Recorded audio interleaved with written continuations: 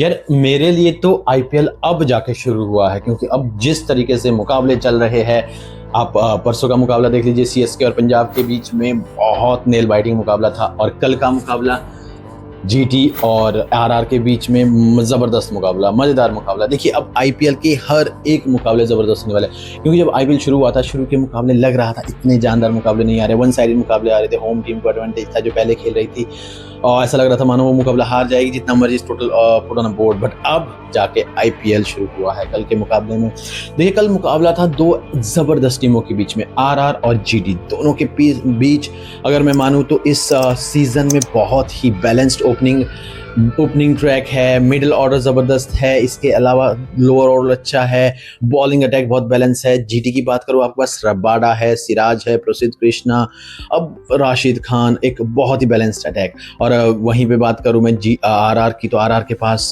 Jofra Archer, नानरे burger, देश पांडे ने जो कल करके दिखाया, आगे बात करके वीडियो में, संदीप शर्मा, रवि बिश्नोई, अमेजिंग। दोनों के पास बहुत अच्छी बॉलिंग अटैक है।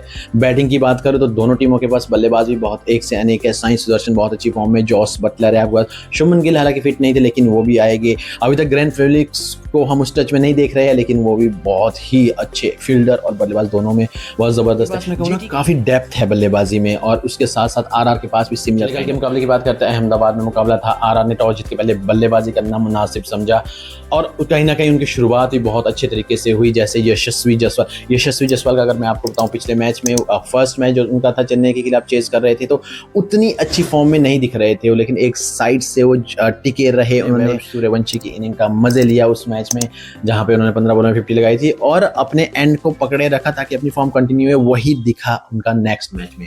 कल के मैच में फिर से यशस्वी जायसवाल बहुत जबरदस्त दिखे, 55 रन का उन्होंने नॉक खेला और एक अच्छी साझेदारी की पहले विकेट के लिए। वहीं बात करो वैभव सूर्यवंशी की, वैभव सूर्यवंशी 15 साल के इस युवक ने जिस तरीके से सबको इंप्रेस किया है, अमेजिंग था।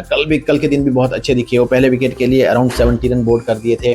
उसके बाद राशिद खान ने वो ब्रेक थ्रू दिलाया और उसके बाद मैदान में खेलने आए आरआर के लिए ध्रुव जुरैल, जो कि एक बहुत अच्छा डिसीजन सामने आया। 75 रन का नॉक किया ध्रुव जुरैल ने, और जिस तरीके से जुरैल ने मैच को फिनिश किया, उस ही बदौलत आरआर 200 रन बोर्ड पे बना पाई। और जुरैल की इनिंग अगर आप देखोगे ना, बहुत जबरदस्त इनिंग उन्होंने खेली है। उन्होंने एक छोर को एंड तक बनाए रखा, ऑलमोस्ट हर ओवर में वो बाउंड्री हिट कर रहे थे। अगर आप देखोगे, विकेट एक साइड से आरआर के कंटिन्यूसली गिरने लग गए थे, उसके बाद भी ध्रुव जुरैल ने एक छोर संभाले रखा, स्ट्राइक को रोटेट किया अच्छे से और आरआर के स्कोर को 200 प्लस बनाया।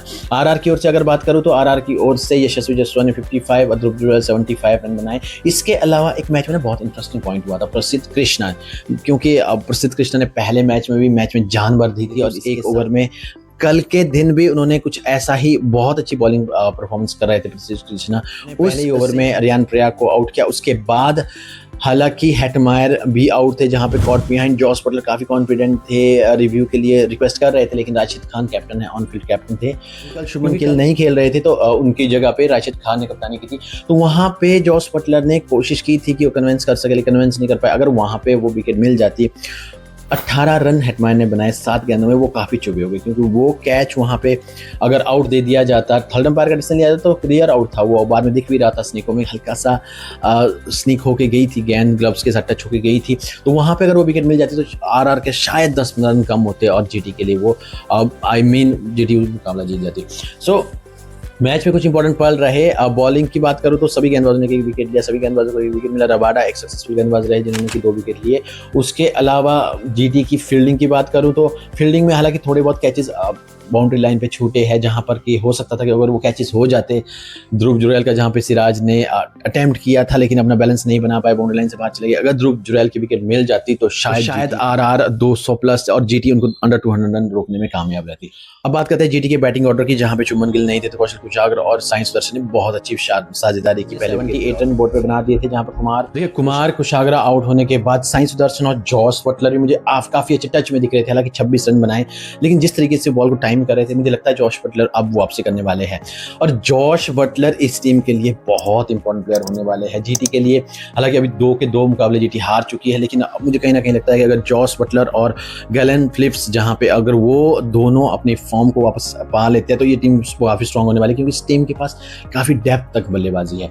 चलिए मैच पे वापस आते हैं। मैच पे Sai Sudarshan 73 run, amazing knock वहाँ पे। कल के मुकाबले में देखा जाए तो जीटी ऐसा लग रहा था मान लो ये मुकाबला आराम से चेस कर जाएगी, आराम से जीत जाएगी, 200 रन जो हमने देखा है अब तक आईपीएल में वो आराम से हो जाएगा, फिर से 1-2 रन चेज हो जाएगा। लेकिन वहां पे एक मैजिकल स्पेल आता है रवि बिश्नोई का। रवि बिश्नोई ने 4 ओवर में 4 विकेट अपने लिए इम्पैक्ट प्लेयर के रूप में। अब देखिए आईपीएल में इम्पैक्ट प्लेयर बहुत बड़ा इम्पैक्ट रोल प्ले कर रहा है और वही किया कल आरआर के लिए। रवि बिश्नोई 4 ओवर में उन्होंने 4 सफलताएं ली और कहीं ना कहीं मैं कहूंगा कि जीटी ओवर एग्रेसिव हो गई, क्योंकि एक अच्छे स्टार्ट के बाद अगर आप वहां पे एंकर रोल करने वाला मुझे दिखा नहीं। जैसे बाद में जाके हालांकि राशिद खान और रबाडा ने एक अच्छी पार्टनरशिप भी बनाई और मैच को काफी क्लोज तक लेके गए। वही काम अगर थोड़ा सा पहले वॉशिंगटन सुंदर वहां पे टिकते, ग्लेन फिलिप्स अपने आप को थोड़ा टाइम देते, शाहरुख खान, हालांकि शाहरुख खान का रन आउट एक जिसको कहते हैं कि जडेजा का एक अमेजिंग थ्रो देखने को मिला उस मैच में, the power of Jadeja fielding देखने को मिली कि कितने तंदुरुस्त चुस्त है जडेजा के पास से आप उनको 1 सेकंड का मौका नहीं दे सकते, नहीं तो वो आपको पवेलियन में बिठा देंगे। उसके अलावा राहुल तेवतिया एक काफ़ी लंबा बैटिंग ऑर्डर होते हुए भी जीटी का कोलैप्स हो गया और रवि बिश्नोई ने एक शानदार अमेजिंग स्पेल डाला। वहीं बात करता हूँ जोफ्रा आर्चर की। जोफ्रा आर्चर का इस टीम में देखिए कल के मुकाबले में बहुत बड़ा योगदान है, क्योंकि जो 19वां ओवर उन्होंने किया सिर्फ 4 रन का, आपको 16 रन चाहिए थे, लेकिन वहां पे जोफ्रा आर्चर के वो 4 रन का ओवर। और जोफ्रा आर्चर का हालांकि बॉलिंग एनालिसिस में अगर आप देखोगे तो 4 ओवर में 38 रन वो उनकी बॉलिंग को जस्टिफाई नहीं कर रहा है, बट जिस तरीके से उन्होंने प्रेशर को वहां पे हैंडल किया, आपने wicket to wicket length ball करवाई, बिल्कुल आपने रूम ही नहीं दिया ना रवाडा को ना राशिद खान को हिलने नहीं दिया, जगह पे ही उनको वहीं पे स्टक कर दिया, अपनी यॉर्कर्स एग्जीक्यूट की बहुत अच्छे तरीके से। तो वेल डन जोफ्रा आर्चर ने बहुत अच्छा स्पेल किया।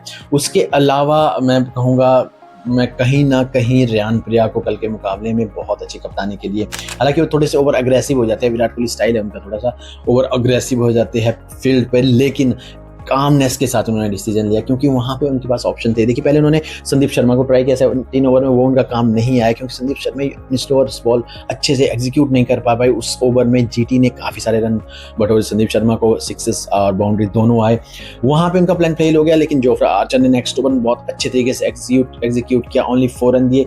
20th ओवर में उनके पास नांद्रे बर्गर थे, लेकिन अगर नांद्रे बर्गर के साथ वो जाते तो वहाँ पे उनको लग रहा था कि राशिद खान एक राइट हैंडर एक लेफ्ट हैंडर बल्लेबाज वहाँ पे है, कहीं नांद्रे बर्गर थोड़ा सा पेस का यूज़ करते हैं, कहीं उनके पेस का यूज़ करके वहाँ पे फंस ना जाए। अब नांद्रे बर्गर ब्रिलियंट बॉलर है, डेप्थ के बहुत अच्छे गेंदबाज है, no doubt about, he is better than Tushar Deshpande, लेकिन वहाँ पे वो तुषार देशपांडे के साथ किया और तुषार देशपांडे ने उस मैच में 2 ही ओवर कंप्लीट किए थे, 20 रन दिए थे 10 की रन रेट से।